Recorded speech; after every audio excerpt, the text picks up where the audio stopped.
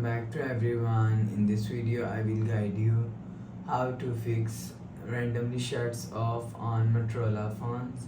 Let's start the video. If you want to fix this problem, first of all go to app library. Here click on settings app.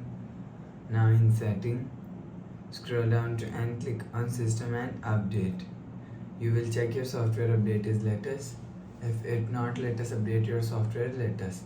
After update software, let us go back to home screen. You will see your problem is solved. But if it not solved, if you want to fix this problem, restart phone, just click and hold side power button and volume up button at the time. Click on this restart icon. You will see phone is restart. After restarting, enter phone pin. You will see your problem is solved. But if it doesn't fix this problem, go to app library, click on settings app. Now in setting, scroll down to and click on system and click on reset option.